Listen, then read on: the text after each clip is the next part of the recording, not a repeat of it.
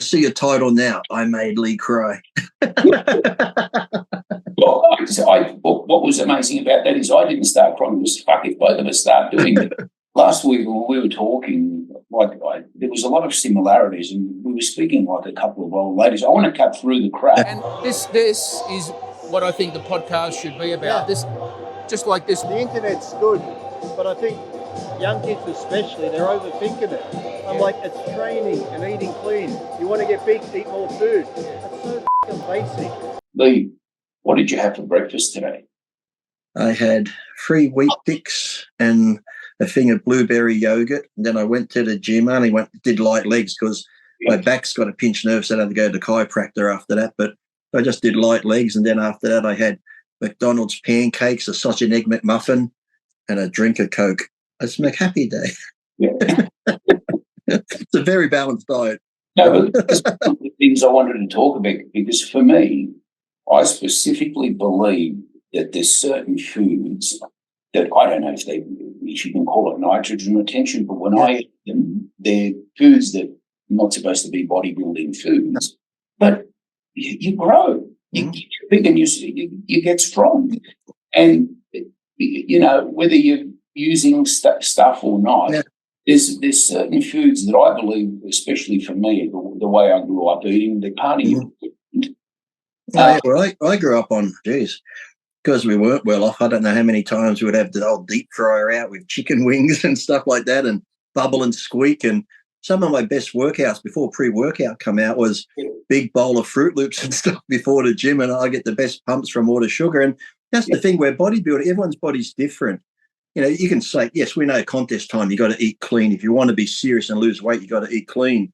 But if you're just someone that loves to train, and people go, you can't eat that. But I'm like, hey, if he has a couple of donuts, we know they're bad. But if he has a couple of donuts and they give him some sort of energy where he's breaking personal records, who are we to say? Because, yes, for you, the donuts might not be good. You might gain weight, your cholesterol, whatever. But if he's eating them and his blood works fine, he feels good, let him eat it. Like I said, that's the thing with bodybuilding. I think I speak at the gym where people go, what's your favourite exercise? What's the best for this? I'm always like, whatever you feel works for you is the best, because I used to love straight barbell curls. And to me, that's the number one builder. Arnold did them and all that, and I'd feel them great. But I had a friend who'd ask me, I got to do straight barbell curls. And then he'd be like, oh, it hurts you. I said, well, do you really like him? He's like, no. I said, well, what do you like? He's like, I prefer dumbbells. And when I turn them at the top, I get a better squeeze. I said, then do them. Just because I'm doing barbell and I love them, if you feel the dumbbell better, do the dumbbell. Don't just do this because I'm doing it. So that's the thing with bodybuilding. We can like certain exercises that we see people doing, but if you don't feel it, do the one that you feel the most, that suits you the most. It's like, even I see people that compete, when Tom Platz used to wobble his leg and blah, blah, blah, or I'll do the myth pose, and I go to contests and see people doing it. And I'm like, oh, God, what'd you do that for? And I talk to them. They're like, oh, it looks great. I love when you do it. I said, yeah, but you're not me. So it's like, you might love that pose, but on you, it doesn't look good. So even when it comes to that, you've got to find poses that highlight your body to make you look the best. Just because someone else does a pose that you like on your body, it might show your flaws and weaknesses. So everyone's different when it comes to training, eating, posing. You just got to find what works for you. But if you stay close to the basics, you can't go wrong. You know what I think you've really got going for you, which you probably just do without thinking? Your pedigree, your background. When you choice, I think to myself, his mother and what she knew, her grandfather, and this kid grew, like your bodybuilding world, grew up in a bodybuilding family, a bodybuilding environment. When you make a choice, other people need to break it down and make it scientific. You cut through all of that, and this is what this is about, cutting through all the crap. You cut through all of that, and you know instinctively that as people what you should be doing. And the thing is, I think people say I got great genetics and that, which is true, I guess, because I developed at such a young age. But so you take that aside. I said, still, the average person, when it comes to training, yes, there's so many specialized exercises you can do. But if you're just starting, just stick to the basics, the dumbbell presses, the flyers and that. Yeah, and as you get more developed and get into it, then you can go for the little nuanced exercises, like the ones where you want to maybe do something that's more squeezing or more concentrated on an area, like simple thing like, like the, the concentration curl. It's been that long since I've done it. Something like that to me, like if you're beginning, You don't need that. Start with the barbells and dumbbells. And then as you get more developed, then worry about the little things like concentration curves. To me, it's like when I see young kids start where they don't really have a chest, no chest muscle at all, but they're doing cable crossovers. I'm like, how about you just do the pressing movements first and build the foundation and then start adding those in? So when it comes to training and dieting, we know what foods are good and bad. It's like, chicken breasts are good, Kentucky, bad. But it's like, so if you want to lose weight and get leaner, you've got to eat cleaner food. But yeah, it's like there's so much information out that we never had. We had the magazines, or you'd see the biggest guy at the gym. What are you doing? What do you train? How do you eat? Now, like I said, all this bro science where people are trying to overcomplicate it, and young kids now are like, oh, wait a minute, that reads good. Hold on, but this guy says this and that one. It's like, it's like the news you watch one day. This week, coffee's good. Next week, coffee's bad. So these young kids are getting bombarded with all this information, and it's just crazy. It's just like... Let me ask you a question that will probably give me more confidence. If you've got injuries, okay, you still want to be training. We're always going to be training. Yeah. Right? It's not the basic exercises. You may not be able to do it. Yeah. But what do you think about replacing it with an exercise that, is it going to be something that you need to feel? Is it going to be something that needs to be a compound exercise? Does it make a difference if it's cable bench presses or barbell bench presses? Just and honestly, that's something I'd like answered, because well, at the moment, because I said I got like 2 little tears in my shoulder. I got a bad lower back and bicep. All my injuries have come from outside the gym. So yeah, I sometimes now, like if I were to do dumbbell presses now because of my shoulder, it's a bit torn. I think the heaviest I can go is 30 kilos. And, back in the day, 30 kilos is like, 65 pounds or something? That back in the day would be like my warm-up weight up to the 180s, 200. So I find now at the moment I'm doing more machines, and then I'll go do I might do 3 machines first, get the blood in there pre-exhaust, and then go do the dumbbells last. So if I use a 25 kilo, I don't feel bad. But even though I'm older and I'm injured, it's just a mental thing where if I'm doing dumbbells and I'm struggling with 30, I'm like, you pussy, you used to do such and such. It gives you that mind fuck. Whereas if I'm using a machine, I got nothing to really compare it to. So if I go to the gym now, I just try and do, like I said, in the old days, I'd never do a cable bench press. I'm like, what a waste of time. But now if I do it and I get a good pump, I'm happy. As long as if I can go to the gym now and have a workout, I get a great pump, I feel good. The next day I'm sore, I didn't hurt myself. That's a win. So rather than sit home and go, I got a sore shoulder, I'm not going. Then you get more depressed. I've had that before where some days I'm like, I'm not going to go today because this is bothering me. But then when I don't go, I'm more pissed off at myself that I didn't go and sat at home. So it's a love-hate relationship. Even if I'm injured, I'll go and work around it because I know once I've done it, I'm going to feel good physically and mentally once it's done. So, I've been getting into a lot of different exercises that back in my day I wouldn't have done before. But now I'm like, even like, the assisted chin thing where you put your knees on to do the chins, how to assist you. I'll go over to that and I put my hands close together and stand there and just start doing like pushes on it for triceps and my chest. And I'll go a bit wider and just start pushing down on that thing with the weight on it because that doesn't hurt me. Sometimes if I do push downs, that hurts. So, but this thing, for some reason, I get a great tricep pump. My chest gets a bit of a pump and it doesn't hurt me. So I try and find different things that I can do. It's like when I showed you that tricep exercise. You showed me. I can't wait to go back to the gym. Yeah, so I just found that didn't hurt as bad as some of the other ones. I'm thinking, okay, it looks a bit silly in that, but I get a great pump on it. It doesn't hurt. So that's what I think all about. If you can do it and it doesn't hurt and you get a good pump, do it. I want to ask you this now. Like we've got Dorian Yates. Has one set to failure. You've got to keep increasing the weight in order to progress. That's a system. Then you've got Arnold, who did 20 to 30 sets. I believe he's been a bodybuilding guy, right? And I've even heard people say, I spoke to Lee and this is how he trains his arms.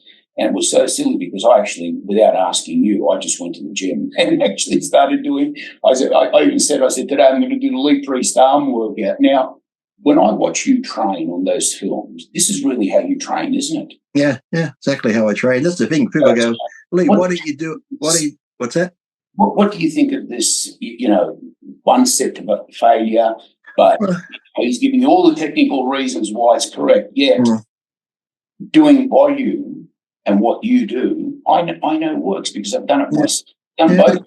Yeah. But to me, that one set to failure, I just didn't like it. I tried it once, but to me, I'm the type warm-up. If I was going to do dumbbell presses, I might do 4 heavy sets, but I might do 3 sets before that working up. Say I started with 30 pounds, but even that 30 pounds, I'd really squeeze it and get a nice burn. And I might go to 60 pounds. That'd be another warm up. And I might go to 70, 75 pounds. But I would never count them, even though they're warming up sets. They're still working because I get a great pump and burn. And then I'll go to my heavy ones. I couldn't imagine just doing like, say, the 40s and really warm it up and then go, okay, now throw me to 180s.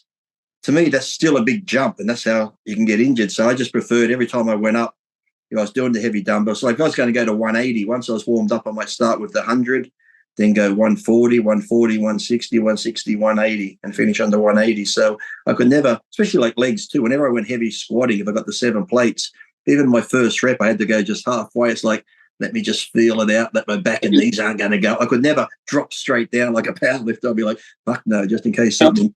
You squatted 800 pounds for 10 reps. Everybody's making a big deal out of Ronnie wearing all those reps. He's got a in suit, and he did 800 for a few reps.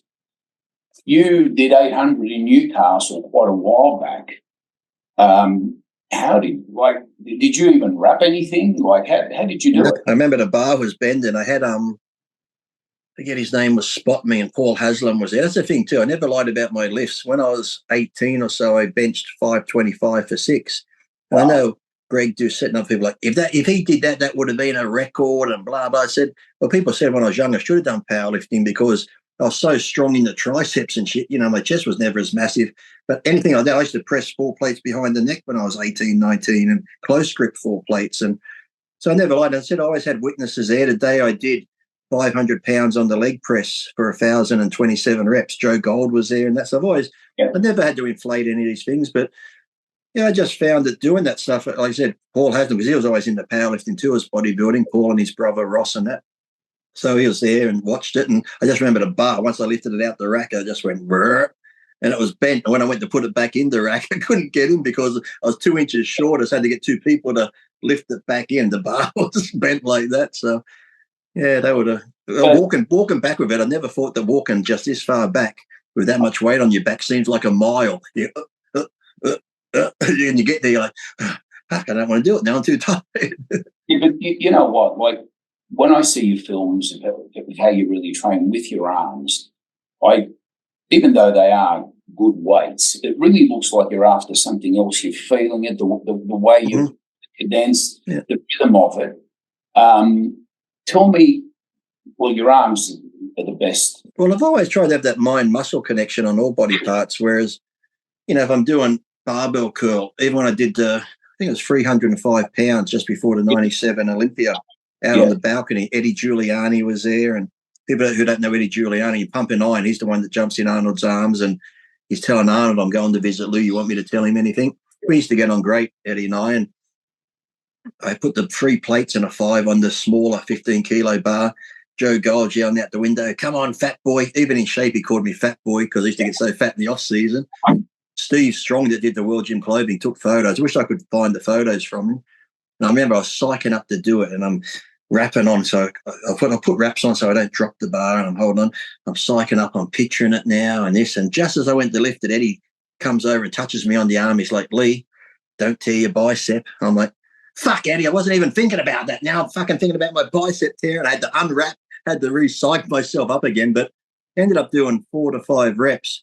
And even then I don't cheat. It's like I'd stand there as I'm lifting up. I get to about here because of the weight so heavy, I'll just lean back. So I always said if I was going to cheat, I'd cheat just to add stress to the muscle, not take it away. Whereas you see some people just swinging it like this. It's like, I think I mentioned it to you, where I'd rather focus on the muscle, where we've all loaded leg presses up to look good. We put as many plates on as we can. We put more on top. Hey, you want to sit on top? Get on top. It looks great.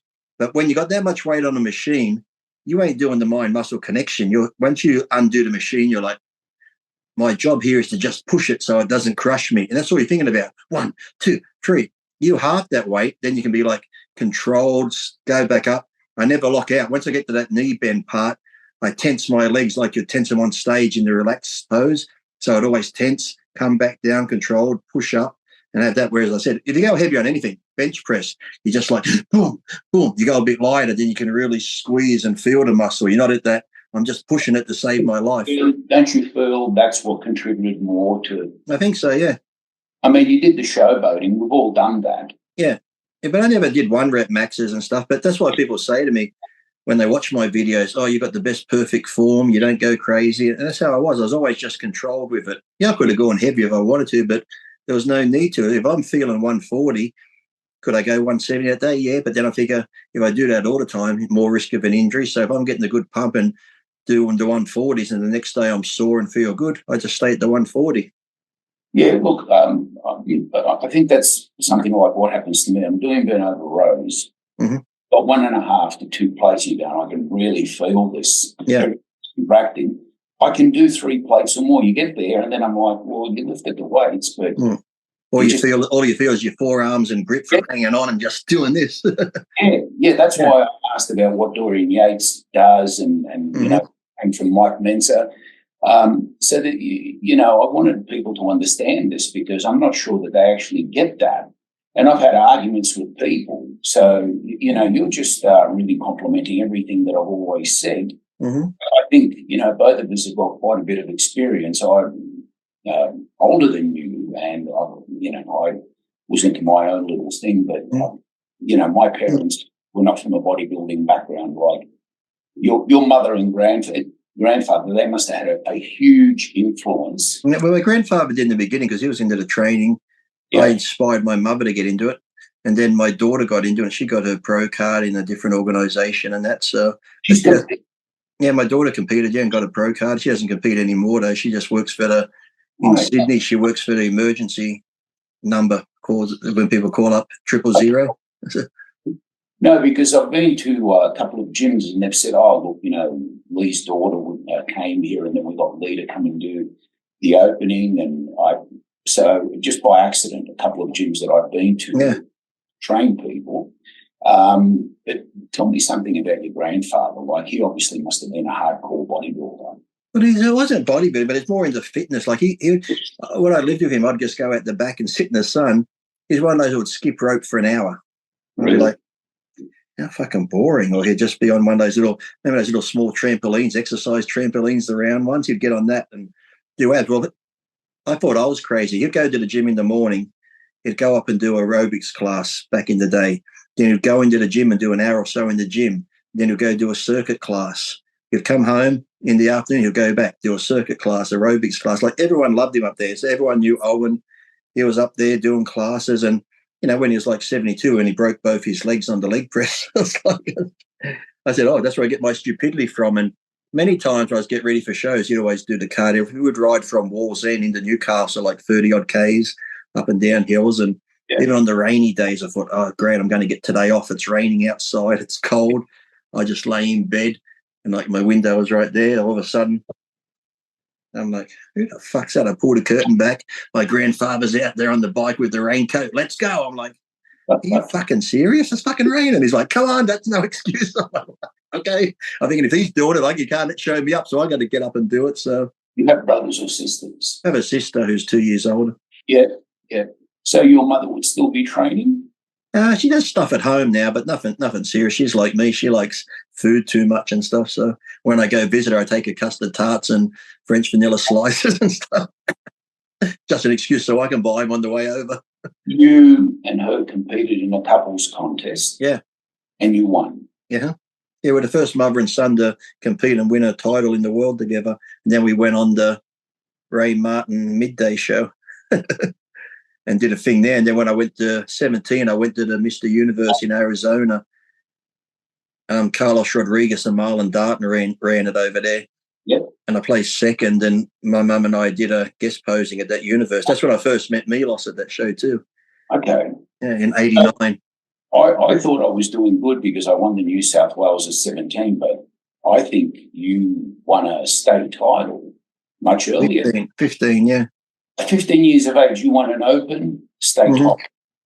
And upset a lot of the older men. They're like, that's just incredible. That's just incredible. Yeah. Well, my first Mr. Australia in the WPF, the World Physique Federation, I was 17 when I won the overall Australia there. And that's what sent me to the universe. How old were you there? 17. 17. Yeah. I remember judging a contest that Peter Wall won the overall. The Australia IFBB one, yeah. And I actually got into an argument with one of the judges because of who they were pulling out and who I was pulling out. And then they said, yeah, but you got to look for this, this, and that. And then I said, all right, well, now I'm going to get Lee out because if that's what you're looking for, let's see how you get it. So, and I remember I pulled you out. You may not remember. I think you may have been 18. Yeah, it would have been 18. I was 18 in my first IFBB show. Yeah, and I did that just to prove a point to the other. If you're looking for shape and you don't want size, well, then bring him out. And you started smiling because you then knew that you were going against the other guys for the overall. I remember that. Then the next time I saw you was, I think, was it 1990? And when you came out, like I thought, what has he done? Look at the difference, right? He found Decker. Put 20 pounds on.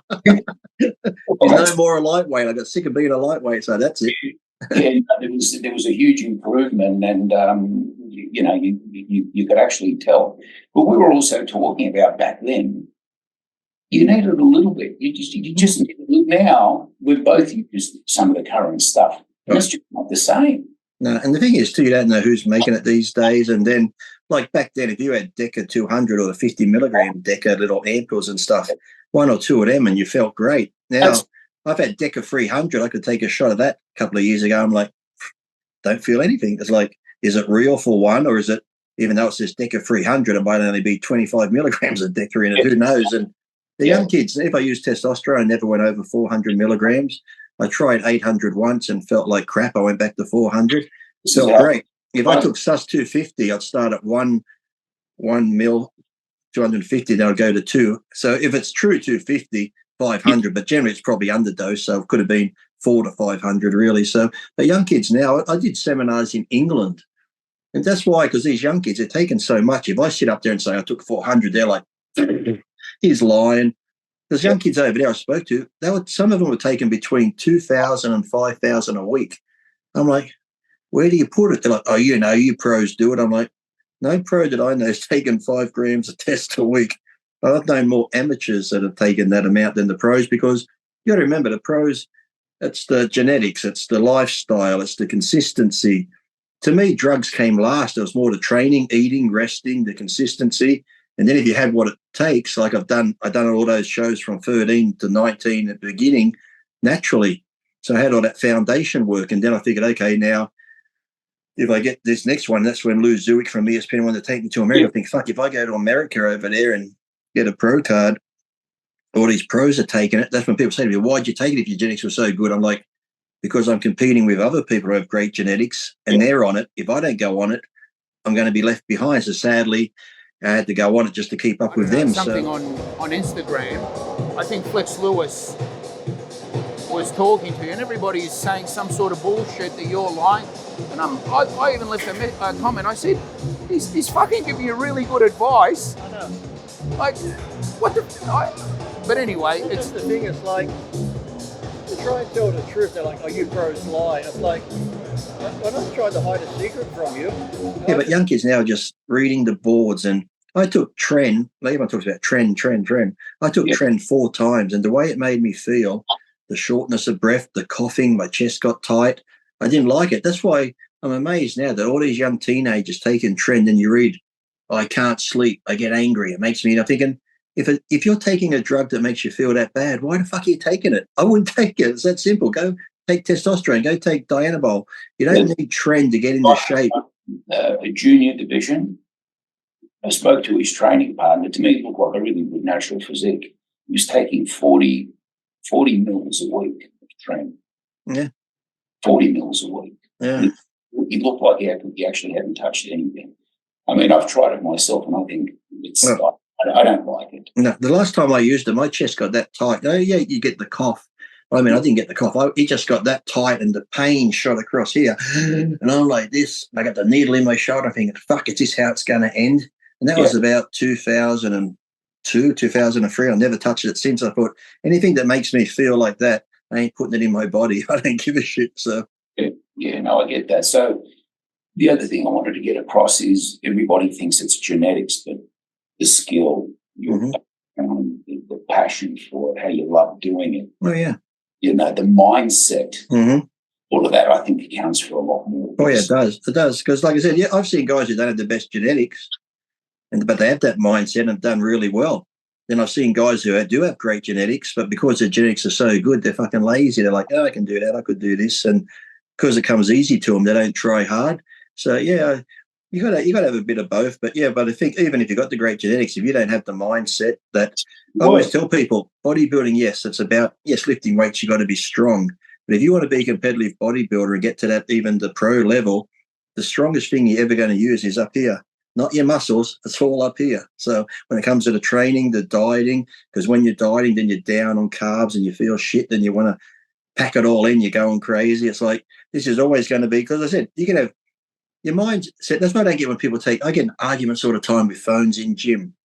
Look, if you're just the average person going there for fun, take your phone, just don't hog the machines. I take my phone when I'm doing treadmill because it just fills the time. But if I'm training for a contest, I could not have my phone because, okay, people go, oh, well, I'm changing it for the music. I'm like, there's music in the gym. Who cares? Or if you've got earpods, leave your phone over there. But I always tell people, if you're training and you go, okay, I'm going to pick a song. Oh, wait a minute, I got 5 messages. You're going to look, and they generally look at that message. And to me, if you're so focused on the training, then you check a message, could be from the missus or anyone, your boss.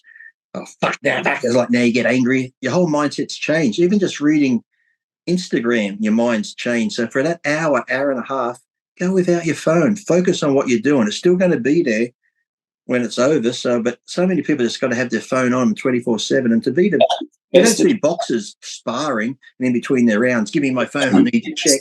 What you just said now is possibly the best advice anybody can listen to. Yeah. What I see in gyms, mate, I've said it a couple of times, and you just get, get inspired with a person. But what you just said, that is probably the most important. Well, I get into arguments because people go, well, how's it any different to talking to your training partner? I said, it's really different because your training partner, if you're training with them, you're in sync. You're doing your set, you're doing your set. You might have a little conversation, but it's totally different to social media and the shit on there where your mind goes when you're reading stuff on social media. It's like, it's like when they say you can't drive the car talking on the phone. The people go, what's the difference of talking to a passenger? It's a lot different because you're still focused on the road while you're talking to your passenger. For some reason, when you get on a mobile device, you just go brain dead and stuff. So that's why I just said, when I used to train, there's music in the gym, but I don't know about you, but even though I can hear the music, I couldn't tell you what song's playing. It's just like background noise. Yeah, it's like when people go, you bodybuilders, look at yourself in the mirror. I'm like, yeah, but I'm not like, oh, wow, Lee, you look great, you look big, or you're a handsome dude. It's like, you've probably done it where you're going heavy squatting and you look at yourself in the mirror. I'm so focused on the exercise. Yes, I see me, but I don't see me as me. To me, it's just like an image going up and down. I'm not focused on, oh, Lee, looking great, that looks good. I'm just so focused on the exercise. Yes, I see myself, but it's not like, it's almost like an out-of-body experience. I see this person going up and down, but I'm not really thinking I look good or anything. I'm just doing the exercise. So I've often had to I bring a piece of cloth with me to cover the mirror. Oh, yeah. Well, I generally face away. Like there's machines at the gym that face the mirror, like cable crossovers. I always face the other way. I don't like looking in the mirror. No, it just throws me off. I could feel better just concentrating, but not looking at myself. Mm-hmm. When you're posing, okay, that's... Well, even with the posing, I found too, it was good. But then I got the mistake where sometimes you rely on the mirror too much. Yeah. Then when you get on stage, you're like, oh, there's nothing in front of me. Am I doing this properly? That's why even when you do pose, yes, look in the mirror, feel where your hands go, feel how it feels. But remember that feeling and do it without the mirror, because when you're on stage, you got to go by how it feels. And then you'll know you're in that pose rather than, but like I said, if you use the mirror all the time posing, when you get on stage and there's no mirror, you're like, oh, am I doing this right? Then you really got to go by how it feels when you're locked into that pose. Before my first contest, one of the people, he was an instructor at the police force club. I said, listen, is there any way like you can hold a mirror in your audience or something like that? You're not going to be able to do that. Just learn exactly what you said. Oh, yeah. Well, how many times did you see at the Olympia or the Arnold? Every time they had those big screens up there, I never looked up, but you'd see people like Dexter, and then they'd be doing a lat spread and they're trying to adjust it to the TV up there. I'm thinking, who wants to look up there? Because even how many times would we get ready for contests? And there's a couple of videos online There's one at World Gym. I'm wearing a black tank top early in the morning and black shorts with the Superman logo on it. I remember filming it, like, oh, Lee, can you take your shirt off? I'm like, yeah, okay. I'm 2 weeks out, looking good. I took it off and I'm like, oh, you look shit. And that whole workout, I just remember I didn't want to look in the mirror. I'm angry. I'm thinking, fuck, let's just hurry up and do this. I look like crap. But then when I watch the video, I'm like, fuck, I look good. But when you're in that mindset before a contest, it's almost like an anorexic person thinks they're fat. You can be in the best shape of your life and you're like, oh, I look like shit. But someone comes along and goes, you look fantastic. You're like, oh, you're just saying that because you're my friend. They're like, no, you look good, but you don't see it yourself. That's why you got to control this when it comes to dieting, training, competing, everything. That's going to be your biggest benefit, and also can be your worst enemy. So I've always said to people, it's like those voices in your head. I said, make peace with them. It's much better than going to war with them. So, Well, I was going to ask you who inspired you, but it's probably He-Man. it was He-Man and the $6 Million Man, because my mother was originally going to call me Dwayne. There was some movie actor, Dwayne someone, but luckily Lee Majors come along in the $6 Million Man, and I got called Lee. So when I was younger, before I even got the training, I used to, like 6, 7 years old, because I'd watch these shows. I'd go out in the driveway and just put the car in neutral, handbrake off, and just push the car back and forth in the driveway, just doing things like that. Would go down to the entrance here where it's like the lake empties out into the ocean. I put my sister in the big blow-up inflatable boat, and I just run against the current and float back down, then run back. So I was always into doing silly strength stuff even before I got into lifting weights. The interesting thing. I had remember the old bull worker? Well, I used that. 2 years of arguing with my parents so they could buy me one. They kept saying, at the end of the year, we'll get our tax money back. Yeah. And, I eventually got one. I just couldn't believe it when I finally got it. You pull it like this. But did you ever get the kit that I think Kmart might have sold them? You got the chest expander with the... As well. With the, like the springs on it. Sometimes they get caught on your skin. You get the chest expander, would come with the handles of the foot one. Then you get the hand grippers in the whole kit. That was like... So I'm surprised that you mentioned the bull worker, because that was part of it. Yeah, I used to remember doing that thing, and every time, because it had that little thing on it, if you pushed it so far, the little thing would stay on the number. So it was always a challenge to push it even further.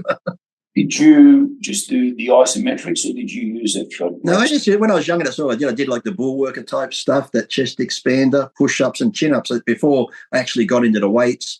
And then about 13, when I started using the weights, I think the 86 Rocky 4 come out.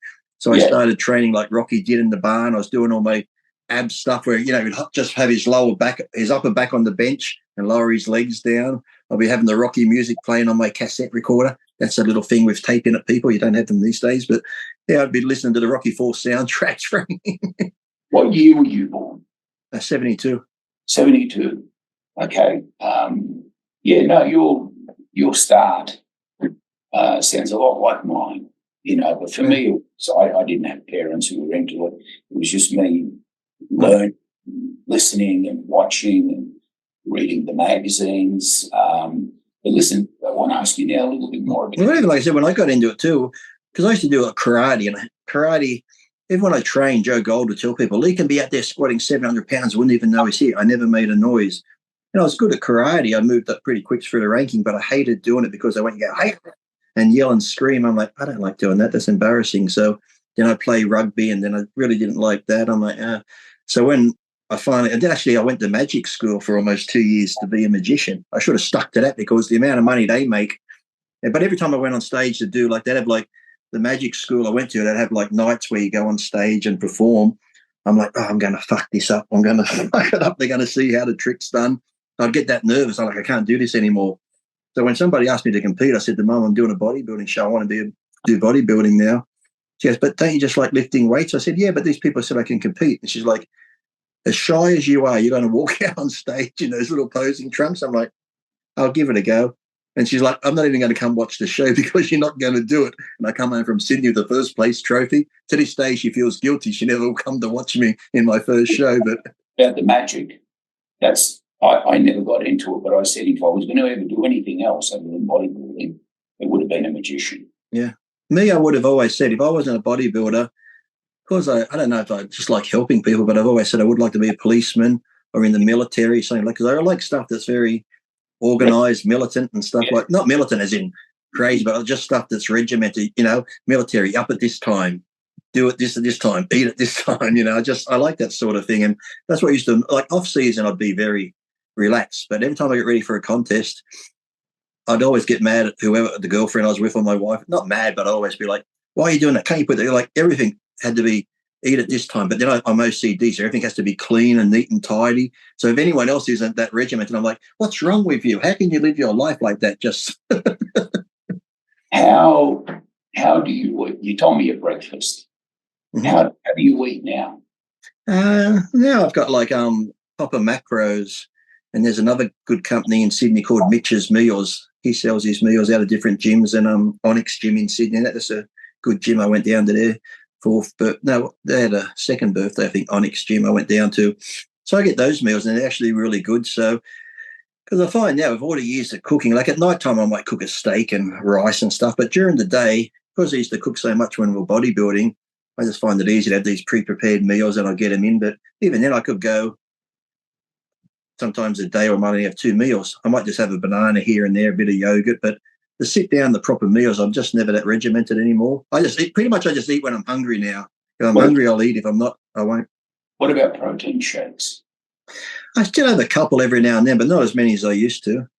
But if I have a shake now, it'd be like just maybe 1 scoop of protein powder, some oatmeal, a bit of honey, a banana. You know, like the old days where I didn't have, you know, these days they say don't have raw eggs. The amount of raw eggs I'd put like 6 to 7 raw eggs in milk, put the honey, put the bananas, and drink it. I never got sick once. I used to love it, you know. So, but now it's like, don't have raw eggs. I'm like, why not?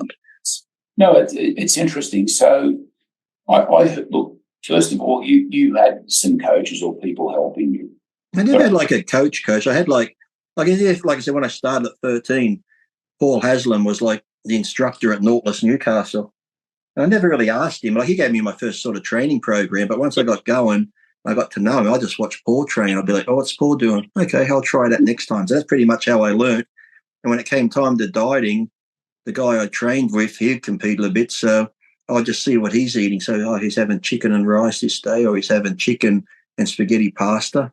And I'd eat pasta sometimes. People go, you can't have pasta. I'm like, why not? Why can't I have that? It's like even when I went to America and I did my first couple of shows, I'll be pleased that I have an apple. People go, why you have an apple for? Don't you know it's got sugar in it? I'm like, yeah, but it's natural sugar. I'm this lean. It's not going to affect me, for God's sakes. But they were so scared of, you can't have sugar. I knew bodybuilders that wouldn't even clean their teeth because there's sodium in the toothpaste leading up to the show. I'm like, there's a bit of, I know when I first started, my first diet was egg whites, wash the tuna underwater. It'd be that strict and bland. But then a year later, it's like, well, wait a minute, I can add a little bit of sauce to that and I still look good. So you slowly learn what you can and can't do and have. But the first couple of diets were like murder. I'm like, I don't think I can do that again. It's just so tasteless and bland. But then it's like, I can put that on it? Okay.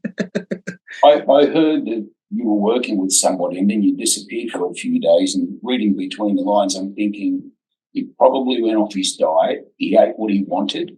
You didn't want to listen to whoever it was or anything. I had people more like Steve Bardo in Sydney. He trains people out of fitness first. He trained my daughter because, you know, my daughter, she wouldn't listen to me. So I'm like, I'm not going to argue with you. Just go to somebody else.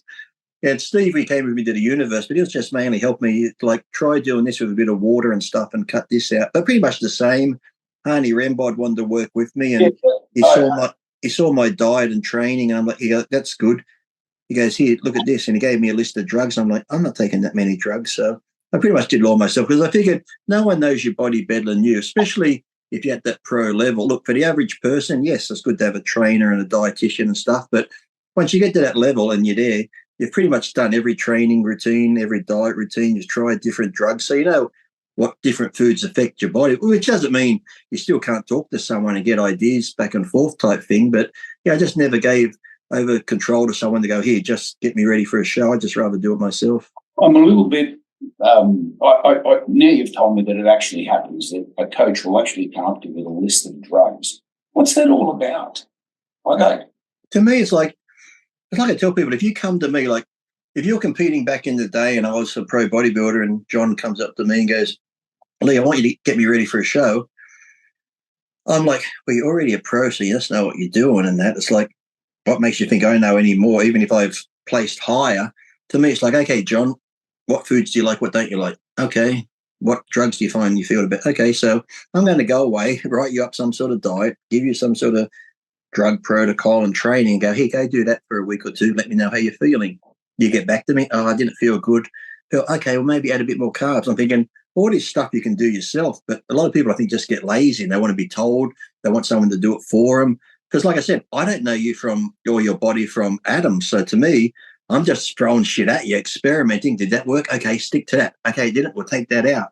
That's all these coaches are doing because they don't know you any better. They're just learning. So they're pretty much experimenting. Take these drugs. How do you feel? I feel good. Okay, stick to that. You feel shit? Okay, take that drug out. Put this drug in.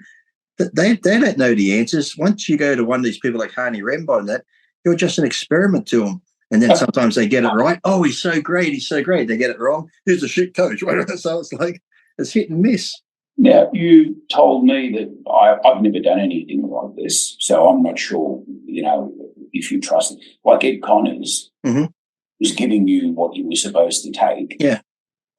I'm not sure what well, it's because I didn't know anyone, and Ed knew everybody at the Gold's Gym. So if I needed a bottle of Deca or testosterone, he'd get it for me and stuff like that. So, and that's why on the new documentary, Ed says, I hear all these rumors, and sometimes Lee and I would hear about this young kid. Then we worked out they're talking about Lee and his amount of drugs, and Ed's like, I'm the one that got it for him. He only had a bottle. Even my the guy I got to meet later on, Scott, he used to be like one of the main guys in Venice that would give all the gear to people, and he would laugh. People would be like, oh, Lee must take a load of shit. And Scott's like, hey, if I had to make a living from Lee, he goes, I'd be broke. He only buys one bottle of Test, one bottle of Deca. He goes, I can tell you exactly what he's taking. They're like, oh, you're lying because he's your friend. He's like, no, I'm not. That's all he uses.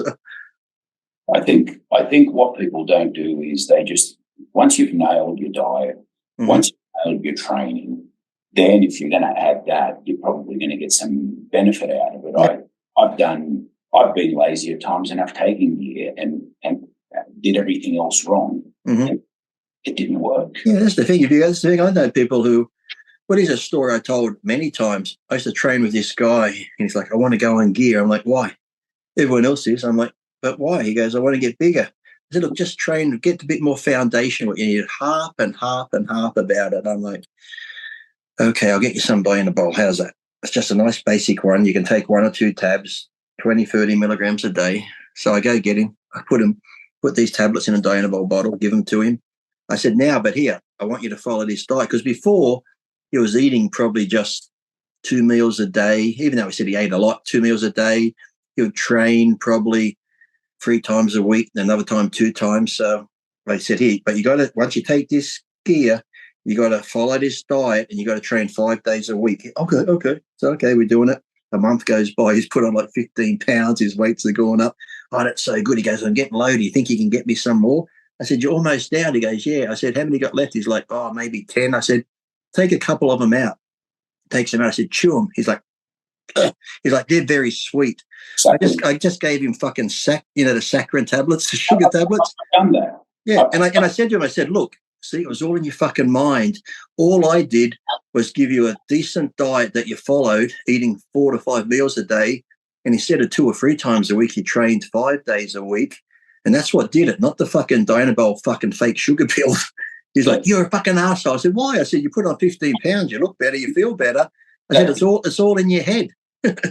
I hadn't taken anything yet. Some guy at the gym thought I had. Yeah. And he goes, oh, you got to get me some. I got him the saccharin tablets and exactly the same thing. Yeah. And like I didn't take any money for them. I just gave them to him. And then when I told him, he goes, no. He goes, I can feel it when I take them. I said, but placebo, exactly the same thing. Yeah. And that's the thing, because people don't realise, I know people, like whenever I came off gear, I never really lost much strength or size. I might lose a couple of kilos in fluid. Yeah. But the thing is, I know these guys that I'd go to train with, I can't go heavy today. Why not? I'm not on anything. I'm like, what's that got to do with anything? I said, if that's the way your mind thinks, that when you're not on gear, you can't train hard, you're going to go nowhere, because these people, when they're not on it, they would miss meals, they'd miss workouts, they lose all this weight, look shit. They go under gear, they're eating 5 meals a day, they're training every day. I said, it's not the gear, mate. It's because when you're on it, you're training more regularly, you're eating more regularly. I said, that's what's doing it more than the fucking gear. But, then when they come off it, they go back to skipping meals and doing this, and they lose the weight. Well, can I ask you this? Because I've trained and gotten in shape where my testosterone level was almost zero, right? And I made gains. Yeah. You've got people say, no, I'm losing everything because my testosterone level is in range. What have you got to say about that? I've done that because when I had my neck operation, I had the doctor put me on the Oxycontin and all those things, and they just destroy. I think my testosterone was down to like 4. But yet I still went to the gym, had great workouts. The only thing that you might notice is sometimes I found more mentally, you just sometimes might feel a bit more depressed or just sort of down on a downer type thing. But when it came to working out, I was fine. I still got great pumps. I still went heavy.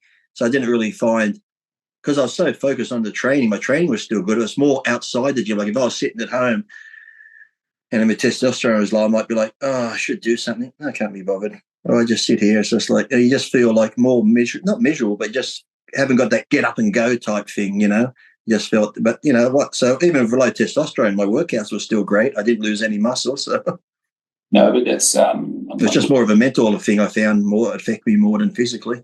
Yeah, no, because some people use that as another excuse. You know, I went to the doctor. He said I shouldn't train. It's no use doing it because your testosterone levels are low. And I said, like, it's ridiculous. When I got married, I had finished the contest. I came off everything, and my testosterone was close to zero. And I said, you had better adopt a different mindset because on that day that you get married, those photos are going to last forever. You had better look good. Yeah. 6 weeks training like I trained for a contest, not using anything and having zero testosterone just about. Yeah. Shape. Yeah. Yeah. So I just want people to hear all this from 2 people. Yeah.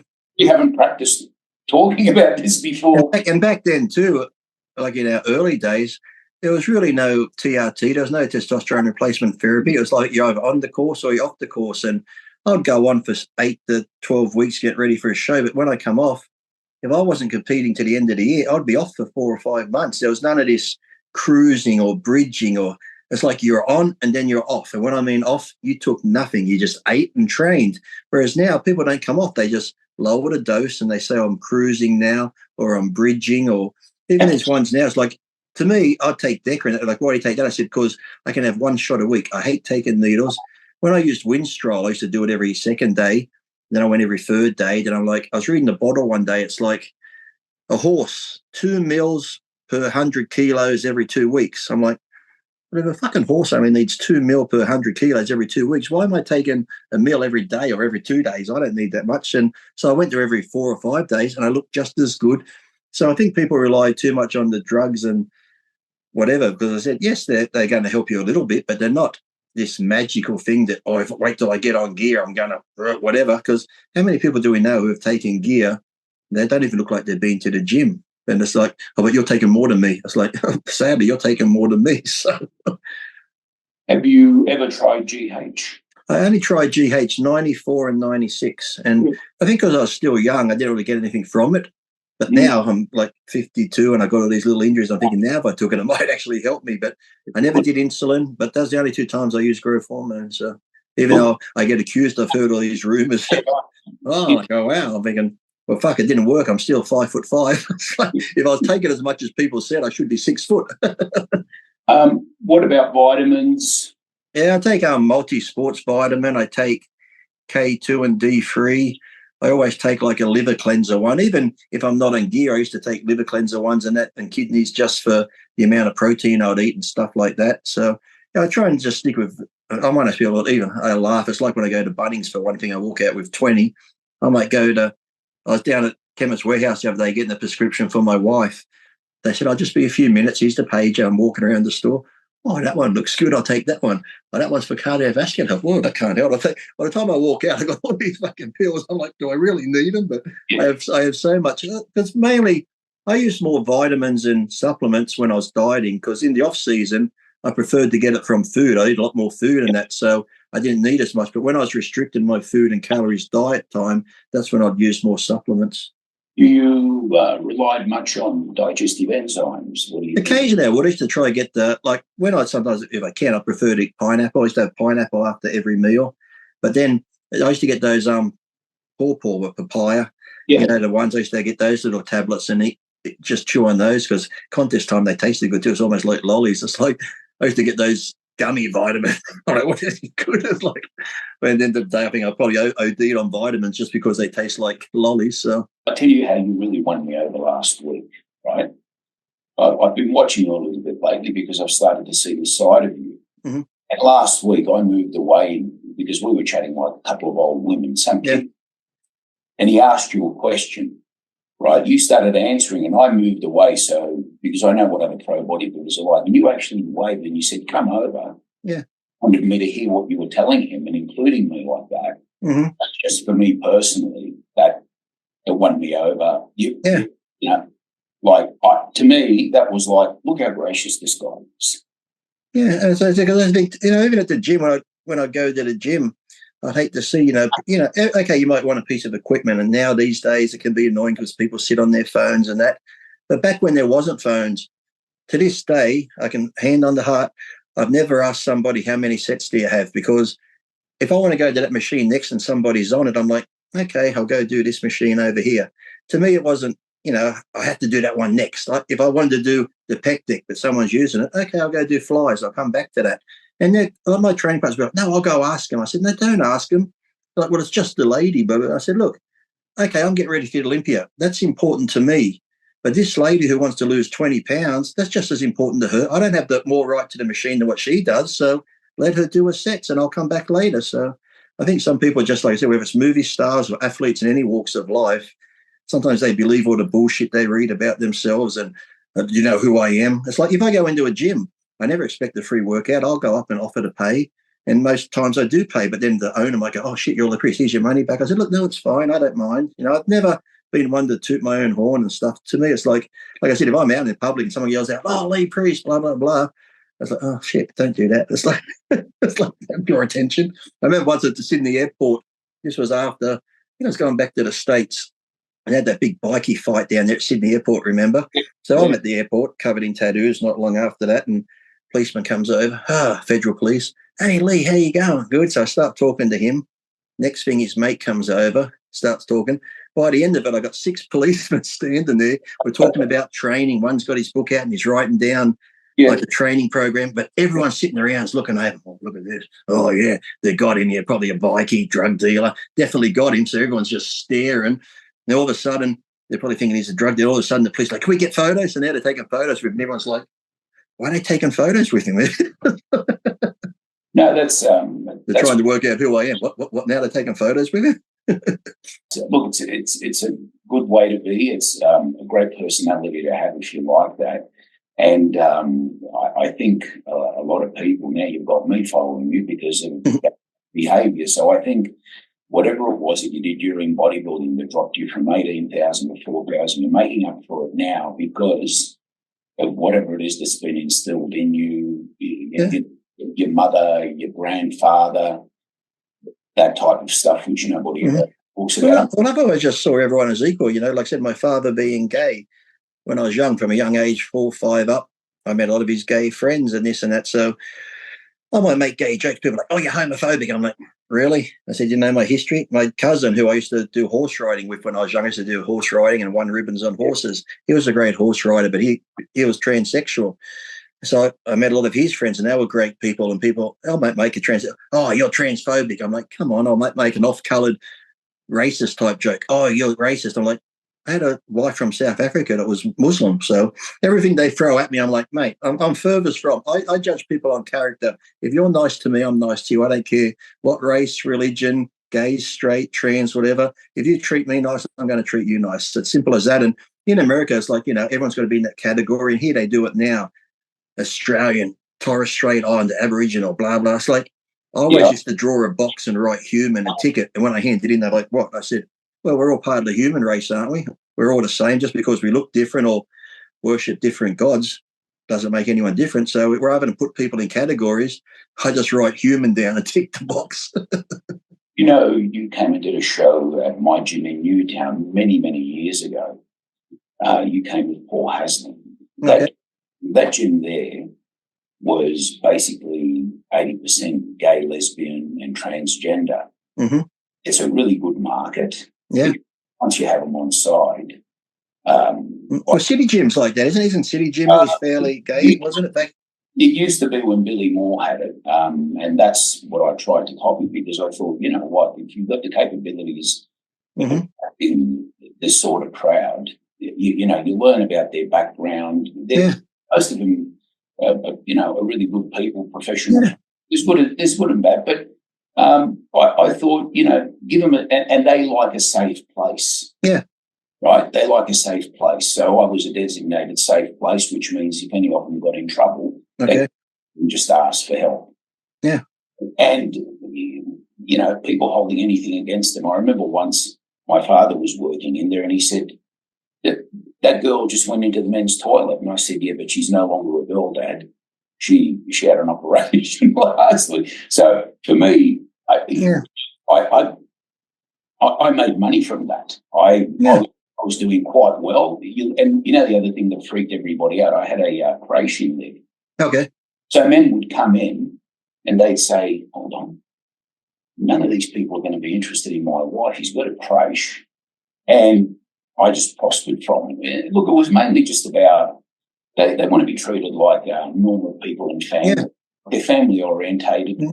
Once you start ostracizing them or doing which is sad too, because I know it's like I said, in anything we have the ones that go to the extreme, and sadly, like in gay communities or trans communities, there are those ones that go too far. And I think it's like anything when they're out protesting, whether it's veganism or whatever, it's the real crazy ones that turn people off them. It's like not everyone's like that. You know, you just get the ones who yell and scream and do all this crazy stuff. Now it's like, oh, they're all the same. It's like, no, they're not all the same. It's like, you know, but you're not helping their cause. It's like when the gay marriage thing came out, I was talking to my father. He's like, we don't care about this. He goes, I don't really need to be married to my partner, Greg. We've been together back then 30-odd years. So, you know, when that came out, that caused like some divide with people. Why should they get married and blah, blah, blah. But it's mainly just because, so if their partner died, they could have the same rights as a married couple. They could, a lot of times if my father died and Greg's been with him 40 years, I could go in and say, I want it all, blah, blah, blah, blah. But, you know, he's been there. He has the right to it more than I do. He's been with my father that long as a partner. So it was just more for that type of security more than anything. So it was just, you know, so they could have some sort of legal rights as a couple. Because a lot of times, like I said, if a gay partner died, the family that ostracized them, we're coming to take his house and this and that. The partner's left with nothing because they got no rights. Yeah. No, I see that in actual fact. I run into some old members when I'm walking around Sydney, and one of them, particularly somebody who helped me and I helped him, he's going through that right now. Yeah. You know, and it's pretty unfair because he was with this guy 50 years or something. Yeah, especially too when the family didn't want nothing to do with them because like they push them out because they're gay. Now they're dead. Sadly, people swoop in. They want to take everything they had. It's like you weren't around at all when they needed you, or they weren't coming to family functions and stuff. So yeah, it's just crazy the way. But you see it in normal couples too. When someone dies, I've had friends where a mother might die, and then the kids come in. You'd think like your mother just died, but they're busy fighting over who gets what straight away. I'm like, bloody hell! I'm like, it's just crazy. I've always wanted to know this from people. How do you make a living now? How are you doing? Like, just with sponsors. Still got sponsors like with Kratom, a company in America. There's a IFBB AMA website that I answer questions for and do videos for. I just signed a contract here the other day for like a peptide rejuvenation clinic in America and stuff like that. So all these lot of things like different contracts. One might be 5,000 American dollars, the other could be 6,000. So when you add luck, if you're getting 15,000 odd American dollars a month in Australian dollars, it's like 22,000. So incredible. I've been looking for someone that's been suspended, hasn't competed in the IFBB since 2006. I'm still hanging in there. So, and I think too that's because of my loyal fan base, because I've never put myself on a pedestal. It's like even the other weekend down at the gym, there were those young kids that come up. I'm thinking a lot of you kids weren't even born when I was competing, but they're big fans of mine. I think a lot of that too is due to the Trend Twins or Sam Sulek, because they're fans of mine and they talk about me on their videos. These young kids, oh, who's Lee Priest? Let me check him out. But I think my loyal fans have always been there because I've never put myself on a pedestal. That's why when I'm at those events, people go, oh, my God, you're Lee Priest. I was like, that really, to me, to this day, I get embarrassed because to me, I'm just Lee, a fucking dickhead Australian wanker. It's like, so when people say that, you know, I'm glad that I get things from people. I've talked about when I tried to commit suicide before and stuff. So a lot of people out there like, oh, you've changed my life. And that's great. I enjoy that aspect of it where whether someone's lost weight, got into training, I've helped them mentally in their life somehow. And I get a lot of people saying, oh, you seem like, I watch all your videos and listen to your talk. You're almost like the father I didn't have. So I'm blessed that people see me that way, but yet I'm still just Lee. I'm no different to anybody else. But like, but you're Lee Priest, this bodybuilder. I said, what do you do?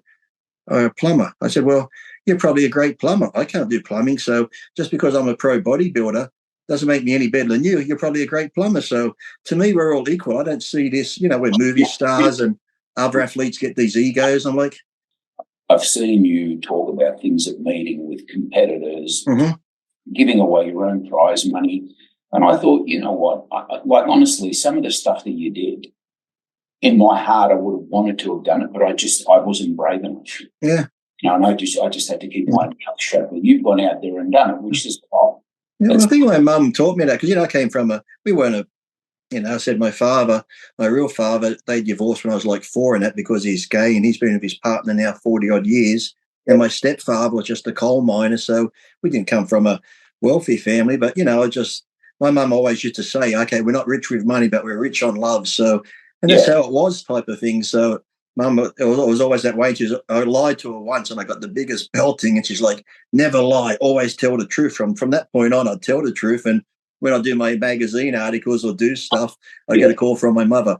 Well, you don't really have to be that truthful. I'm like, well, I am or I'm not. So that's just the way I've been my whole life. And people have said, if you kept your mouth shut, you might have done better. And this, and on my new documentary that's coming out, you're on it. Thank you for being on and stuff. It's like they're asking people if Lee kept his mouth shut, would he have done better? And all of them, Jay Cutler, Flex Lewis, and that, yes, he probably would have and that. But I'm like, well, you just proved that there's politics in the sport. It shouldn't matter what I say. I should be judged on how I look because I never attacked any IFBB official personally. I had a problem with the organisation and the way they were treating the athletes. And I understand promoters and them have to make money, but you've got to be fair to the athletes who are going out there, putting their lives on the line, train and giving their all.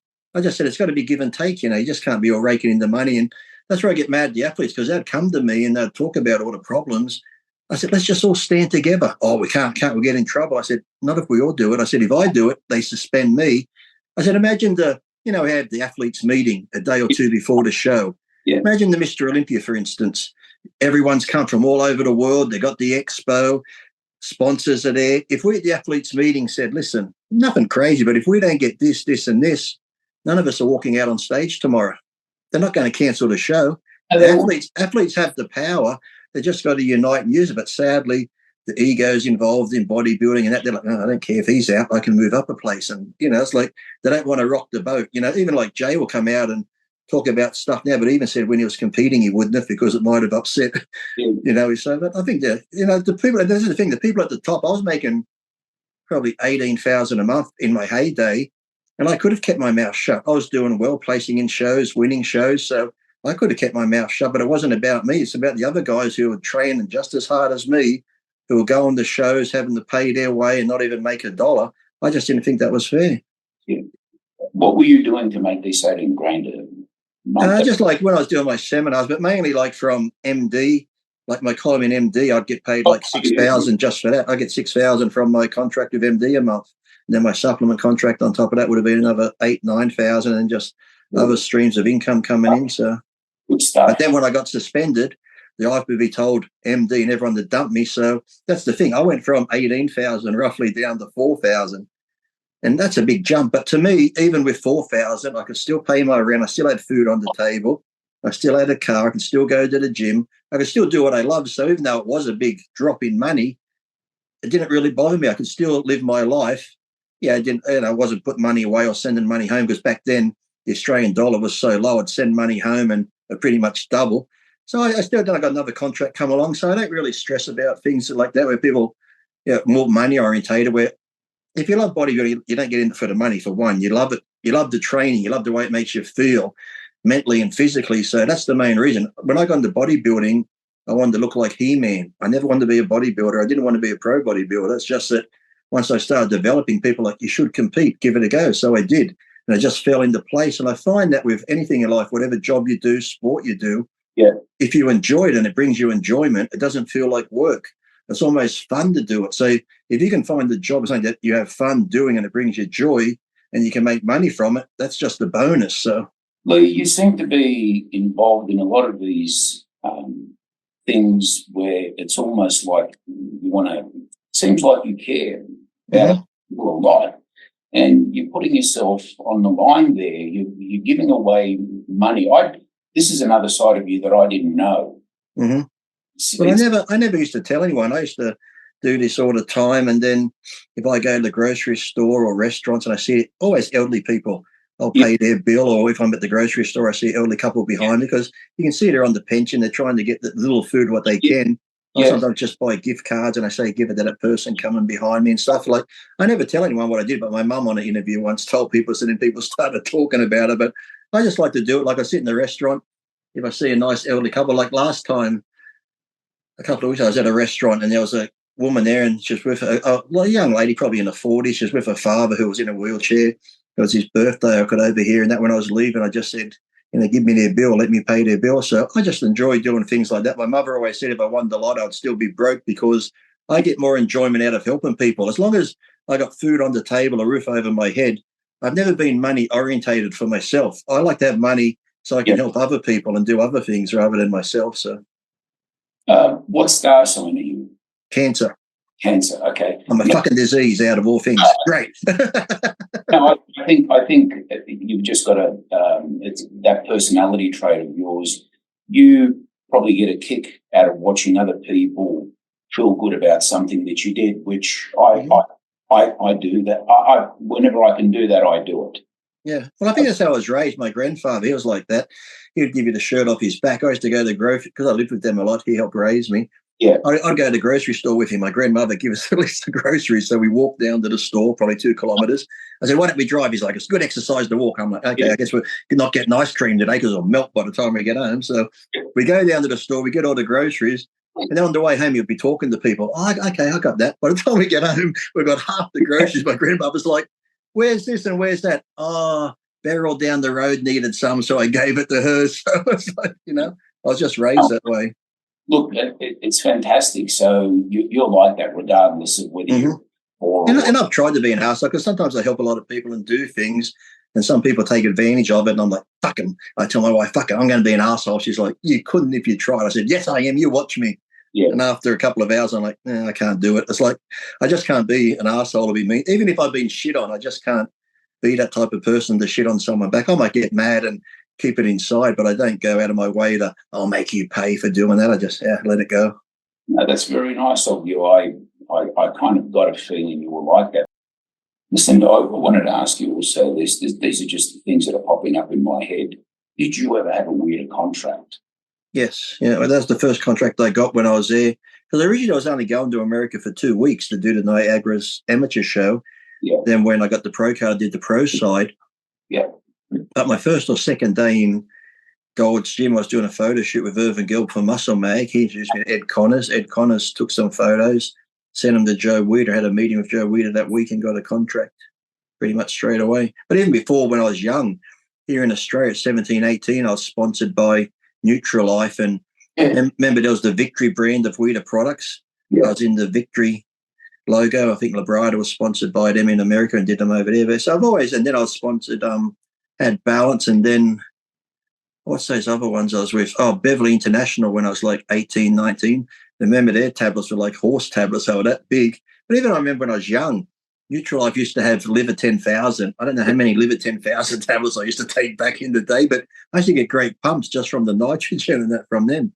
I don't know. Do they still make liver tablets now like that? I'm not sure. Make them, but they're not allowed in the country for some reason or another. But in the United States, they still got them. Yeah. I used to take 100 a day. Yeah, it's like, it's the same. But you'd always see them in the magazines, the liver 10,000s. And I used to have that. That was really good, all those tablets. But the thing back then, too, was just basic proteins, too. I remember the Mega Mass 4000 by Weider. You'd blend it up, it'd be that thick. You'd be like, it's like, all you had was, there was no whey proteins or isolate. It was just generally milk and egg protein. That was it. And some of them were bloody terrible. The whole time you lived in California, I think towards the end you were thinking of moving to Texas. Yeah, I went to Texas, yeah. So how did that go? You lived in California, you had a weird contract, and then you were talking about going to Texas and opening up a juice bar or something. Then all I opened up a smoothie bar in one of the gyms out there, yeah. So what did you come back to Australia? Was something? Well, it's mainly family, because now my grandmother passed away when I was over there. Then my grandfather, he went in for a skin cancer operation on his neck, and they turned his oxygen off and he had a heart attack. So they revived him. They put him in the room to recover, and the nurse turned it off again. He had another heart attack, and pretty much from that point on, they couldn't save him. So my plan was to move home anyway. He was going to come live with me because my grandmother had passed away. He's going to help me get ready for another contest. And then I didn't get home in time to see him. I got to the funeral. I got to see his body there, and I put one of my Mr. Olympia medals around his neck in the coffin and that. And so I was there for that. But then from that point on, from 2008 to the university in 2013, I tried to get ready for a show, but because he wasn't there, I just couldn't do it. Every time I get ready, I'm like, can't do it. And then 2013, everything just fell into place, and I ended up winning it. I went and put a plaque on his headstone. Mr. Universe, we did it. So, good on you. I know how you feel. Let me ask you something. Why you stopped competing after that? I know you had some injuries. You've had a lot of injuries. You would have been telling me about you. The main one was the car accident with my neck. That's the one that, because when I won the university in 2013, I was doing just like 2014. I was just, because NABA brought back the professional universe. I was just promoting it in 2014. I was going to go do the Worlds in 2015. I just started preparing for it. Then boom, T-bone. That was the career over. So I was sort of disappointed, because like whenever I retired, I'd rather retire. Okay, do one more show, I'm done. So to have it sort of taken away and be forced into retirement, sort of always like shit, So you've told me a lot of interesting stuff. I just wanted to find out if there was anybody you wanted to thank. You got sponsors? Well, I'm sponsored by S-Force Watches. Thank you. Jim Reaper's Clothing. This is, and then like the Kratom Uprising Extracts in America. And so I got a few sponsors out there still, and Papa Macros and that. So but I just, like I said, there's what's that? Sam's Fitness. Yeah, I do a lot of videos. I go down to Port Botany. He has like a lot of nice gym equipment there, ATX screens and all that. So I got some equipment at home. So I don't live far from there. Next time you're down. Okay, I'll let you know. Yeah, I'll go down. When I get there about 7 a.m, I stay there all day just doing videos, answering questions. So yeah. No, this is. But I always tell people, just have fun and enjoy it. Where you get young kids that say, "I want to be Mr. Olympia," I'm like, that's a big, that's talking about very few people become Mr. Olympia. I'm like, look, if you love training and you're doing everything right, I said, it's like anything. People are just naturally gifted to be soccer players, cricket, whatever. People just have the naturally given talent. And if you're built for bodybuilding, if you train right and eat right, it's going to happen. So don't force drugs into your system too early. Don't do whatever. It's like, just have fun. If you're going to develop, we see them all the time. The guy will go into the gym with his mates. There could be 3 of them. They're all lifting weights. They could do the same exercise, but one of them just starts. Everyone's like, he must be on roids because he's growing so well. No, he's just built. He has the genetics and whatever for the sport. So I just tell people, just have fun. And if it's going to happen, it's going to happen. And then I also tell people, it's just like one of those things with the world is today. I was guilty of it too. Like, when my grandparents would call up, it's like, oh God. Well, in the beginning, when I got into it, my mum and grandmother were like, bodybuilding? Yuck. You don't want to look like that, do you? All those muscles and veins. And then they became my biggest fans to the point where, oh, shut up. Don't talk about bodybuilding. That's what I wanted to talk about. So they'd call me in America and I'd be like, I said, Tracy, come here. My wife at the time, can you talk to my grandparents? Because I didn't want to talk about it. But then sadly, when they passed away, I'm like, fuck. Yeah. I'd give anything to take that phone call now. So that's a killer for me. Some of the arguments I've had with my father, and I remember one day he was in the gym, and it was an unnecessary argument, and I walked out and I said, "One day when he's gone, you're going to pay for this." Oh yeah, That's why I tell people now. I said, how many? Even now, if you got family, friends, loved ones, I said it doesn't take a second to just send a text in the morning or during the day, just thinking of you, how you going, or just send a love heart emoji so they know you're thinking of. Because I said, I don't know how many times I'll argue, because just for fun, if I'm bored, I'll argue with people on Facebook or Instagram. Yeah. I might do that for an hour or more, and I'm thinking, I don't even know these people, and I'm wasting time arguing. But people who mean the most to me, I could go days or weeks without even contacting them. So, mate, I'm guilty of all this.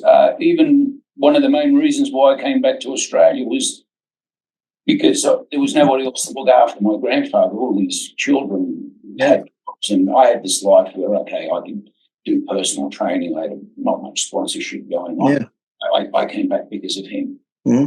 And that's the thing too. I think sometimes when you get in that stage where we're all guilty, where whether it's your mum, your dad, your grandparents, for some reason we think they're going to be there forever. It's like they're always going to be there. Then all of a sudden when they're gone, you're like, oh shit. I remember so many times, like in America, I was always so loving, and I slowly still am, but my mum would call me up sometimes and she'd go, I love you. I'm like, okay, bye. She's like, what? I love you? I'm like, bye. She's like, what happened to a young boy that was so loving? And I was guilty because I said, because we were so close, I'd see him every day. Originally, we lived here. My grandparents lived across the street. Then I lived with my grandparents. See him all the time, weekends, barbecues. So when I went to America by myself, I'm all alone. I don't really know anyone. I'm all up home. Merry Christmas. And I could hear everyone having fun. I'm like all by myself. I'm like, fuck. I was almost like I put this wall up because I figured if I think about them, I'm going to want to go home, but I have to be here to do this. So it was almost like I had to put this cold wall up. And then I'm thinking the amount of time I missed out with family time to do this sport. So I wouldn't say it's a regret, but I would have probably handled it better, come home more, do that sort of thing. If you had to do it all over again, that's something that you would definitely go out of your way to include. Yeah. Just like I would. I think because it's such a sport you do yourself, you think you got to go at it alone. It's like I remember getting ready for shows. You want to come for dinner? No, I can't. I got to be focused on my show. Where I could have had my meal and gone and had dinner and still socialised with the family and stuff. You don't have to be so.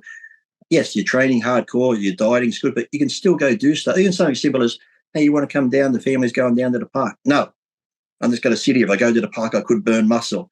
So, like I said, the amount of things, family time that we lost and stuff, is just like you can never get it back. That's why if you got them now, so it doesn't take you long to, like I said, we send messages to people we don't know on Instagram, or you might just put a comment on there. If you got your mum, dad, friends or family, just send a message every day, every second day, thinking of you, hope you do it. Like I said, even just send a little emoji like high wave, love heart, whatever. So not going to take any time out of your day just to let them know. And it might not seem like much, but to somebody it could mean everything to them. And I've always said that old saying, in this world we may be a nobody, but to somebody we may be their world. So, mate, I left for an operation on my foot, left my mother here, and forgot to kiss her when I left. And I said, "What if you never see her again?" 2 days later, I'm in hospital. And I had to call an ambulance, and she went that night. It's just that was the perfect example. I said, look what happened. And one of the reasons why I think she went was because in and out of hospital, I wasn't there to take her to a doctor's appointments with her brother, 8 years older, because he's had somebody, got pneumonia, went into hospital, and 2 days later he's back home. Like with your grandfather. What was that? They turned his oxygen off and gave him a heart attack. Yeah. And then my mother wrote to the hospital, because here you can't sue for malpractice.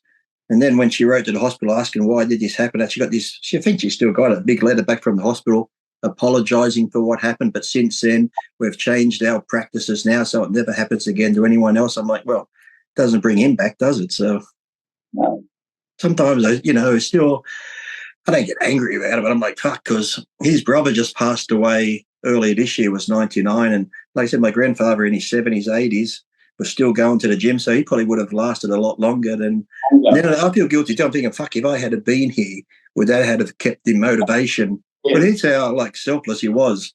The hospital he was in, they put him on this breathing machine.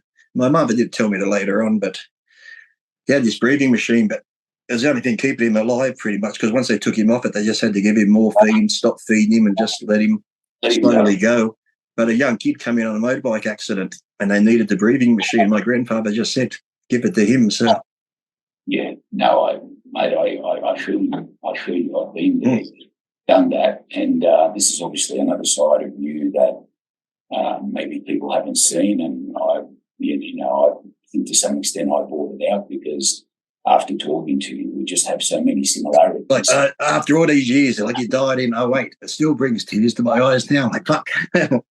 It's always going to be. It's always going to. The way you've been brought up, the family unit that you had, and everything. That's what I had. Now they're all gone, and it's not the same. No. You know, so, like now, like my dad is still alive. He's in his 80s and stuff, but because my mum and I have been super close, I dread that day. So no, that'll be the worst day of your life. I can tell you that. You get along well with your daughter. Yeah. Like I said, that's important. Could be close, but she's busy now, like doing the job, and now she's also going into nursing. So she's doing nursing school at the moment. She was joining the police force, and she went to the academy, but broke her hip there, and they repaired it. So while she was getting like healing from that, she went to do the not zero, like the emergency call, and she enjoyed that. So they said she could go back to the police force, but she just enjoyed doing the emergency calls. And she tells me that some days are hard doing that. So I think not long ago she delivered her first baby over the phone, so she was happy about that. Yeah.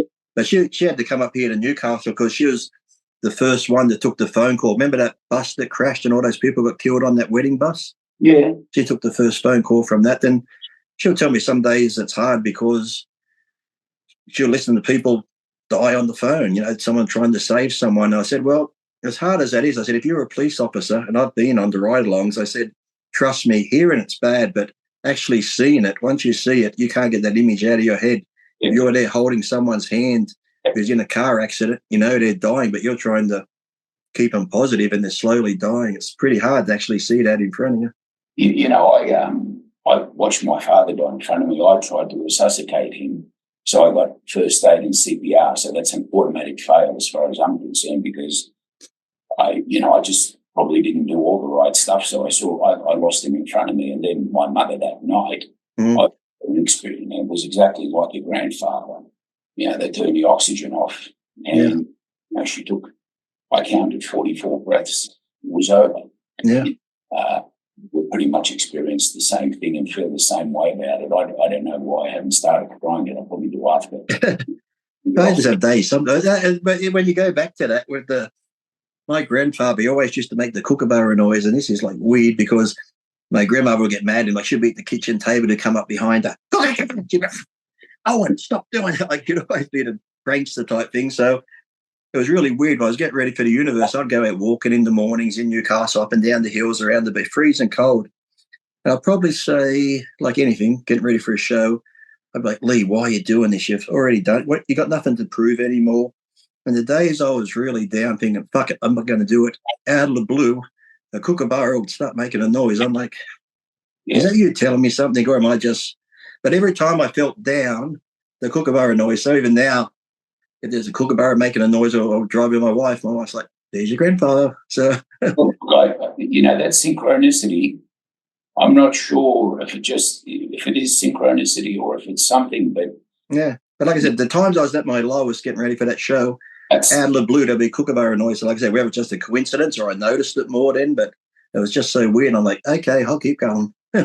There's something more than what we all know about. I don't know what people's beliefs are. And like I said, I'm not religious, but I'm spiritual. I don't know if I believe in God. I believe that spiritual, but I'm not with it.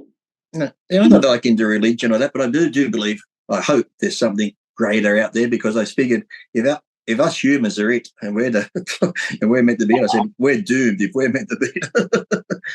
This is all there is, my God. I know. So I always believe there's something, whether it be aliens or whatever, who knows. But I hope there's something there. Yeah. Well, like I said, I hope there is. Like, I follow a lot of pet pages, and there's like the Rainbow Bridge page where pets die. They say they go over the Rainbow Bridge and they're waiting for you. So it'll be great if when we do pass away that you do get there and there's all your old animals. Yeah. There's the family members and that. So I'm too afraid to have a pet because, number one, I think it's irresponsible. I don't have time to look after it. Yeah. And number two, their lives aren't very long. And we've lost one dog.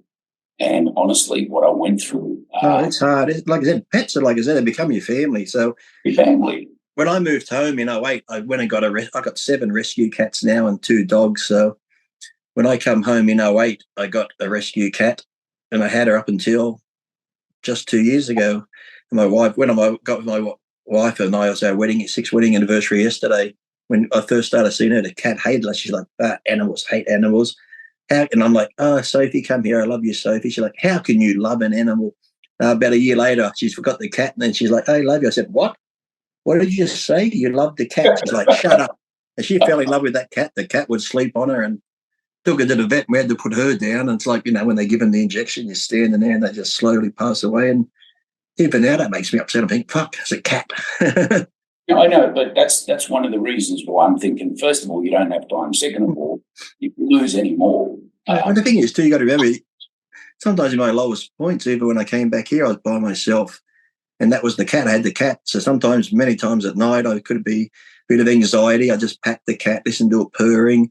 The cat laying beside me sort of put me in that peaceful place again. So I just read one story where this woman's cat died. It was 25 years old.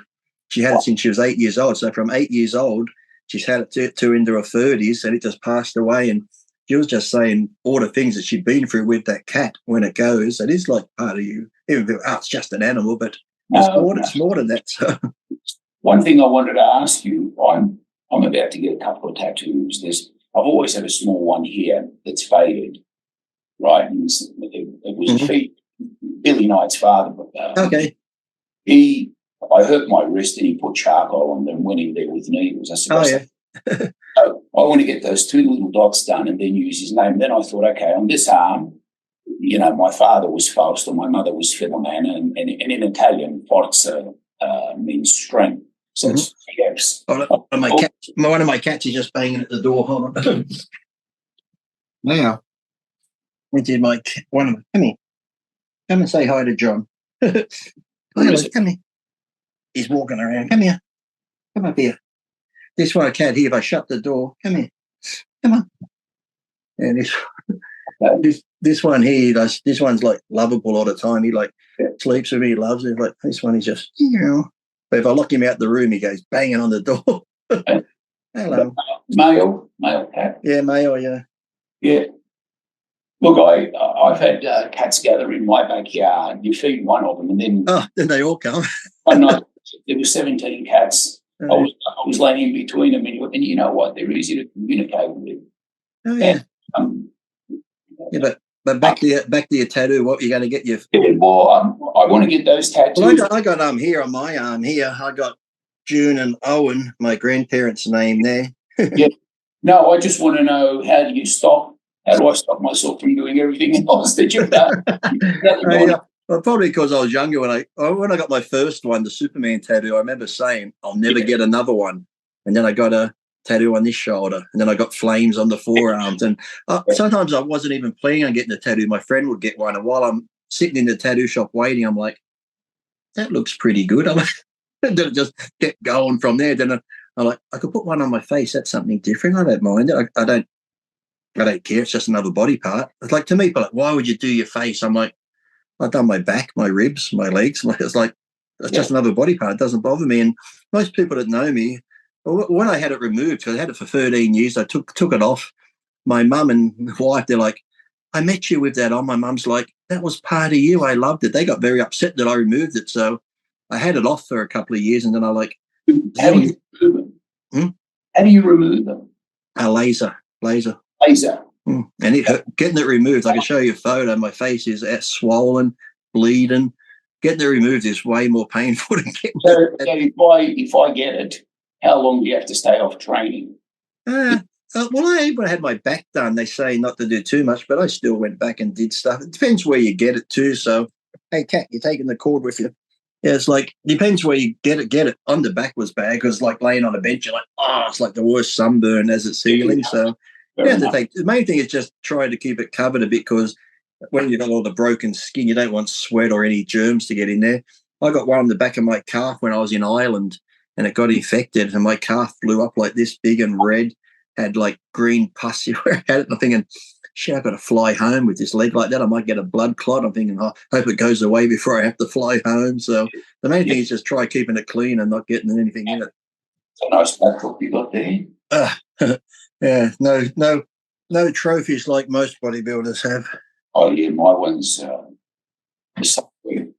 Well, I sold all mine, and people are like, Lee must be hard up for money, but I sold them all and gave all the money to the animal shelters and that, because I figured I don't need them. And when I was leaving America and coming home and that, it's like had them in boxes. I keep moving them. They keep breaking. So I figured I might as well put them up for, because I always used to get people saying, have you got anything for sale? And I sold the trophies offshore and Ray's like, Lee must be hard up for money. I'm like, I didn't keep a dollar of it. I got good money for them, but I gave them to like the RSPCA and stuff. And then the people that brought them sent me photos saying, here's your trophy in our gym. It inspires people. Some other people had them in their garage inspiring. So I said, well, they're better off there inspiring people to train than sitting in a box in my laundry getting broken. So these ones here is just like Metropolis in Sydney. They gave an award to me, made a Superman Day they have. And when I was racing, that's the NABBA Hall of Fame. And then this one, George Bush made me honorary Texan. Yeah. And then the others are just like, a reply back from the Queen. And then it was like, it's over here, like a law enforcement one. And, I just kept stuff like that. All the other shit, I'm like, yeah. It's must be very satisfying to have that sort of stuff and speak about it the way you do. When I was over there, the city of Austin, Texas, sent me this one. I used to live in Austin. It's like this flag was flown over the capital of Texas on the 6th of October, 2023. I got it like last year when I was over there. I was looking for a square thing to put the flag in. So it's just an appreciation of your willingness to use your celebrity status and notoriety to all events and issues that are important to the state of Texas. So I got that. And then that's the flag that flew over the Capitol building on that day. So I've got to try and find one of those things they put the flags in. When I came back through customs, she's like, can I undo this? I'm like, no. I said, you can fucking X-ray it, but must have had drugs in it. No, look, it's good to see that, these are the sort of things that mean something to you. Like I said, because I support law enforcement and people hate that, or you support the police. I'm like, there's bad apples and everything. So just a couple of days ago, a guy he's worked on all the different ones in New York, the different police authorities and that. Is that from New York? Yeah, New York Police Department, the Correction Department, and the police. And then he works on the transit police too. That's like the correction one. But then this is like one of their little transit type police things. How did you manage? What did you do to get involved in all of this? When I was in LA, I had like friends on the police force and that, and the sheriff's department. So I used to go on lots of ride-alongs, and when you see it from their point of view, it's like, I wouldn't want that job for anything. It's like, when we were young, we'd muck around and do shitty stuff. But if you saw a policeman coming, you'd be like, yes, sir, no, sir, you respected him over there. Yeah. We'd be driving around and the kids are like, fuck you, copper, go. It's like the total respect for law. And it's like you get one bad cop and everyone labels everyone a bad cop and stuff. It's just ridiculous. It's like, I wouldn't like their job in this climate these days. It's like, especially now when people are trying to provoke shit, someone's always trying to egg you on, abuse the police. And as soon as they react, did you get that on film? It's like, come on. And I like when BLM were having their riots, and I remember this one store, people were like, F the police, defund the police, and they were attacking this store. The store owner come out with a chainsaw, and the people holding the signs, F the police, were like, call the police, call the police. It's like, wait a minute, you just said F the police, but when shit hits the fan, you want to call them. So, yeah. No, I've heard of all that. I haven't experienced it, but I can imagine how bad it is. Crazy. And like every time we'd go in the car, my friend would be like, all right, Lee, if anything goes wrong tonight, that's the release there on the dash for the shotgun in case I go down. You can get the shotgun. And I have a piece strapped to my ankle. I'm thinking, oh, fuck, I hope tonight's not the night. But we'd turn up at places where women are being abused. Like, if someone's been abused, they can just take them away. But you'd get there, a woman's been beaten up, kids are crying. My friend goes to arrest the husband. Next thing, she's jumping on his back, punching him. I'm like, he just flogged the crap out of you. Now you're trying to, I guess, of course, she called the police. She's thinking now I'm going to get beat even worse when he gets out or something. So she's trying to put on this, I'm here to protect you. But it's just crazy the stuff you see. I'm not sure what they're allowed to do anymore because now there's people walking inside stores robbing them. Yeah, I think if it's under 1,000, they can just go in and take it. Yeah, they just get a slap on the wrist.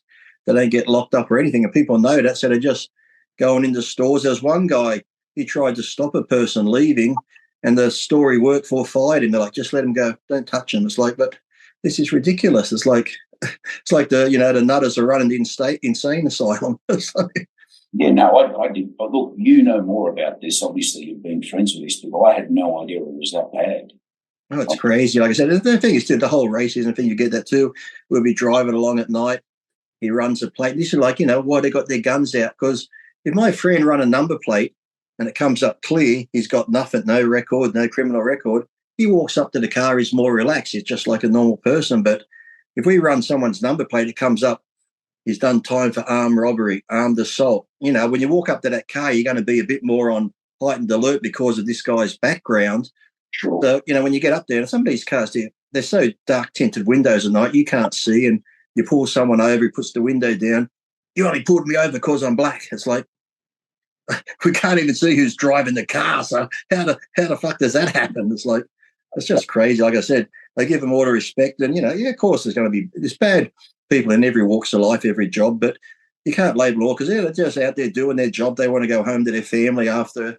And like I said, some of them, you don't know if you're going to go home. I've seen, he's just showed me a lot of police training videos where the policeman just walks up to the car as soon as that window goes down, bang, that's that quick. It's like they just shoot him and stuff. And then there's one guy who was with the BLM, about the police brutality, like one of the high up people. He's like, you police don't need to do this. You need better training. So he showed me the video where they took this guy to the police training ground and they gave him like 10 or 15 different scenarios on what could happen with a traffic stop. And each time this guy got killed, he's like, oh, I didn't realize it was that bad. Because he's like, you can just talk to him. You don't need to be this manhandling. But, in situations where people are over on drugs or the mental problems with drugs and stuff, or just people who are just don't like the law, they got to come up with, why'd you stop? It's like, I've always said, comply, you don't die. Even if you've done nothing wrong and the police pull you over and they ask for your license, just give it to them. If you've done nothing wrong, why sit there and argue? I don't need to show you that. I was like,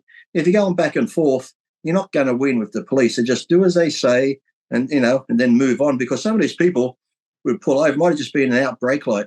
Your brake light's out. That's all he wanted to tell him. But then they get into this arguing and want to fight. Now you're up on assault, running from the police. It's like, it would have been a simple traffic stop. You would have been on your way in 5 minutes, but they turned into this big thing. Now you're going to jail. Like, I've done some dastardly things in front of the police. And you know what? Like I had my wife next to me and she was about to break the water. She was going to give birth.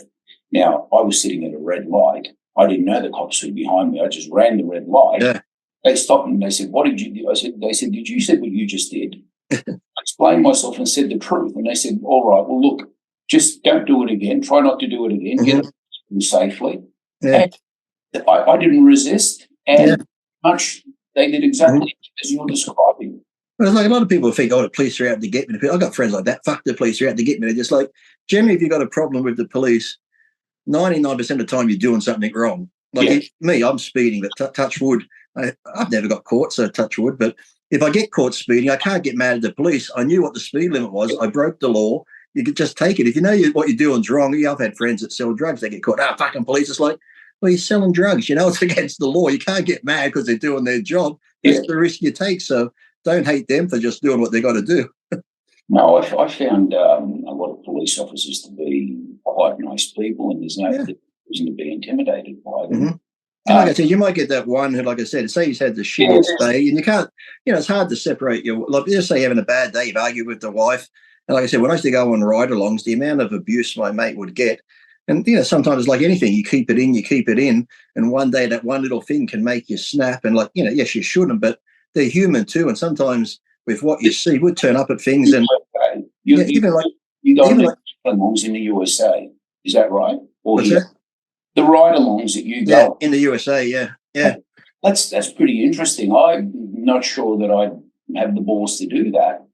Yeah, it was interesting. I said you see all walks of life, but then, like I said, you go to some car accidents. Like I said, would turn up. I've seen the dead bodies on the street from shootings, the beatings, and just general traffic stops. But then you'll go to a car accident, one where someone's almost cut in half, the head's on the back seat. And you got to think these people are human, and just seeing that, you're seeing the good, but you also see the bad of society.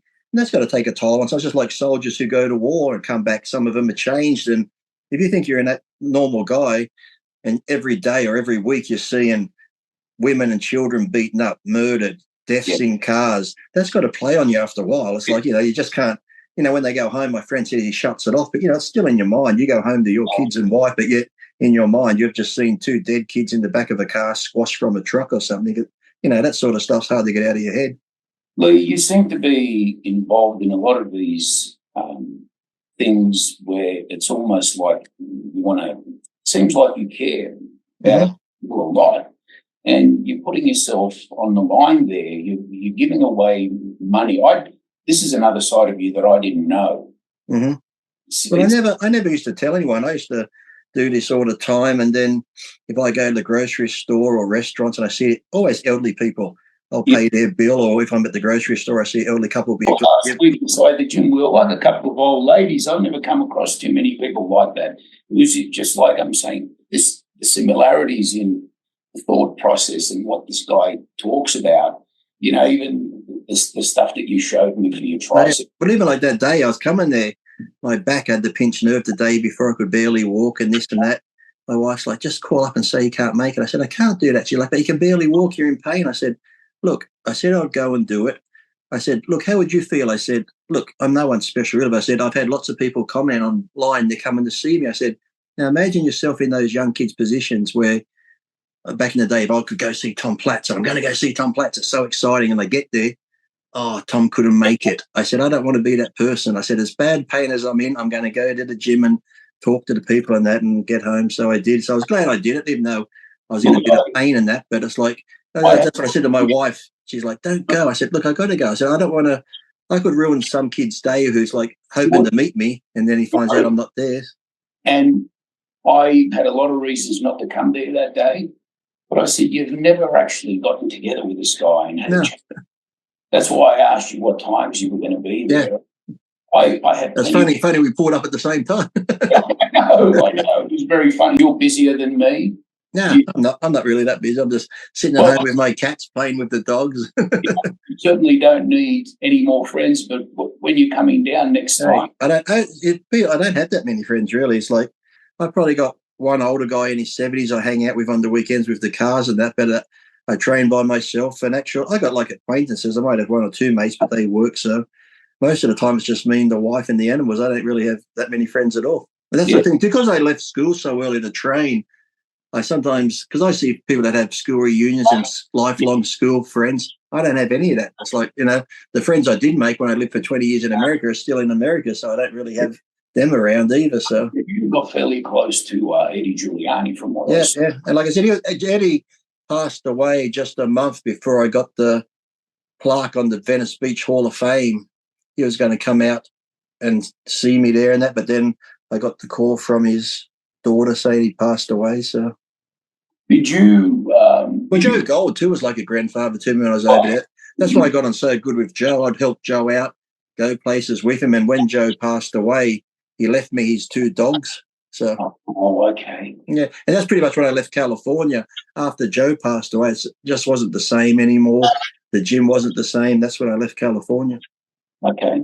You know what I wouldn't mind? Doing a leepriest arm workout. Okay. I'll put you through a Tom Platz leg workout. Mate, I don't know if I can handle that, but I can definitely. I don't do it anymore either. When I go to do it with someone, I'll spot them the way Tom would spot me. Then when I go to do my set, they come to spot me. I'm like, hey, I've done enough of that shit. It's do as I say, not as I do. How did you train with him as a training partner? Because he would do all these short little things. We trained together for almost a year because we lived in the same complex when I lived in Arizona. So I always make a joke because I'll do my set of laterals, and I'd get there, I've finished. Now Tom's set, Tom would do his. 10 minutes later, Tom, can I do my set? I mean, you talk about going to failure, even doing calves on the toe press.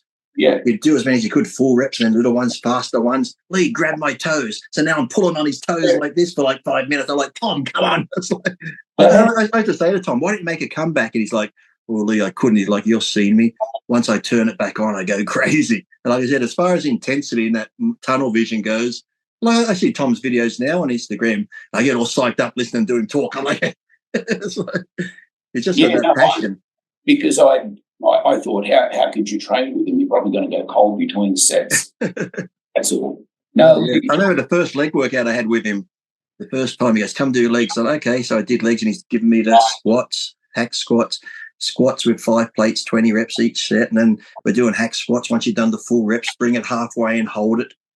And then he'll pull it down on it, start pulling on it. Then, okay, let it go back up halfway, hold it. We did all this stuff, negatives and all force reps. At the end of the workout, we're walking out to go eat, and I'm dancing down the steps. He's like, how can you do that? He goes, I'd be crawling out. Inside, I was dying, but I wasn't going to show him. I went to bed that night. I woke up about 1 a.m. I thought I was having a heart attack. My central nervous system was fucked. I'm laying there sweating. It's like, I thought I was dying. It's like just the central nervous system, the way I put it through in that workout. And like I said, I didn't let him know that I was... One body part a day? Yeah, pretty much, yeah. If I did, like, occasionally I might have done chest in the morning, biceps at night. The odd occasion I might do chest and back superset, but generally it's just one body part a day, especially if it's legs and back, the bigger body parts, yeah. So you'd be training 5 days straight and then have a day? Well, sometimes too, I'd go by how I feel, because I was very instinctive, like, Tom, if I'm training and it's my scheduled day off, but I wake up and I'm like, fuck, I feel like going to train. I just want to train. I'd go train. And sometimes I'd go 2 weeks without a day off. I just listen to the body. If I felt tired, I'll take it off. Even when it comes to training, my training partners will hate. They're like, what are we doing tomorrow? I say, back. So they'd come in with their belt, their wrist straps. I'll go over to dumbbells, they're like, you're doing chest? I thought it was back. I said, I don't feel like back. I'm going to do chest. They're like, oh, I psyched up for back. So rather than do back and go through the motions, I'd rather just pick another body part than do back the next day. So even when I was doing the documentary, as soon as I mentioned his name and start thinking back, it's just like, oh, this feeling. Even my mum on the documentary once, because she could see it on the first documentary I did years ago, she's like, when Lee died, it was like his whole world fell apart. And like she said, I could see the pain he was in every day. So no, it was a meaningful person. That's why I brought him up. I'm not sure if anybody else has asked you so many questions about your grandfather. I wanted to see what this special guy was about, because I know what he meant to you. Yeah. I just picked up on it as soon as I started talking to you. And, when it comes to family, I think we're both like that. And I think having that in the background probably helped us tremendously through whatever it is that we did. Yeah. I think we all have those special people in our lives, even if some people don't get on with their family, but they'll have that special friend or person, and that's why I just say don't take them for granted, because, like I said, even if they're a healthy person, I've known healthy people, see you tomorrow, heart attack that night. Or I've had friends where, even like I said, I tried to take my life. It was just that 2-hour period, like I was happy beforehand, I see you tomorrow, this and that. I just went down that rabbit hole and got depressed and cut my wrist and that. And sort of, because I had the knife, it was blunt. So when I cut it, I'm like, okay, it's bleeding a little bit. In the movies, it fucking, I think, fuck. I'm like, it's not working. So I got the knife and I stuck it back in to do it again. And it stung, like, that's what snapped me out. I'm like, fuck, what am I doing? Mum, I cut my wrist. You better come take me to the hospital. So, yeah, so I know what it feels like sometimes to be down in the dumps and not have friends around and stuff. So if you do got them, like I said, I had friends like that where I'll see you tomorrow. Okay, we'll train here, do that. Okay. Went home and committed suicide. So sometimes when you say there's signs, sometimes there are no signs. I always found the people that say they're going to do it are the ones seeking attention. Everyone I knew that did it. That's why it's such a shock, because he seemed fine yesterday. He was happy and that. So when they do it, you're like, I didn't see that coming. Like if I had that's why I always said when I did it, I'm glad I didn't have a gun. It was a knife, because if I had a gun, I wouldn't be here now. It would have been just boom. At least the knife, it was slower, then it didn't work properly. I tried again. So I think we've all been there. It's just the luck of the moment when you feel that. If you can find something to snap out of it, or I've lost 3 mates, and I saw the signs. Yeah, I saw the signs, and I didn't take it seriously. Yeah. Monday morning, the guy's wife calls me. Didn't have to say anything. She was just crying, and I said, "Lance did himself in." Yeah. Didn't have to talk. She just called me at that time. And why would she be calling me at that time? Yeah. She couldn't talk. She was just crying. And I think too, as muscular men and people in the training, we always try and put on this hard, we're muscular men, we're tough, we're this and that. But, we still have feelings. We all go through stuff. That's why, they have this Are You Okay Day. To me, it should be like that every day. Just contact someone, just ask how you going. That could change someone's. Even when I'm out in public, I always try and smile to people, start a conversation, because I've had some of the best conversations with older people I don't even know, because they're so wise and have conversations, and they look at me first like I was covered in tattoos. He's going to be this, and we get talking. They're like, "Oh, it's great talking to you," and stuff like that. Well, I was at went to my friend's mechanic shop probably 6 months ago. There's an old guy there, and chatting to him and this and that. He used to be a policeman. He's telling me about how he used to get no respect, and he's on the pension now. His wife passed away. I think, okay. So I went to pay for my car. I said to my friend that runs the business, "Give me his bill." I was like, I didn't think it would be that high, but it's like $360, and I just paid it.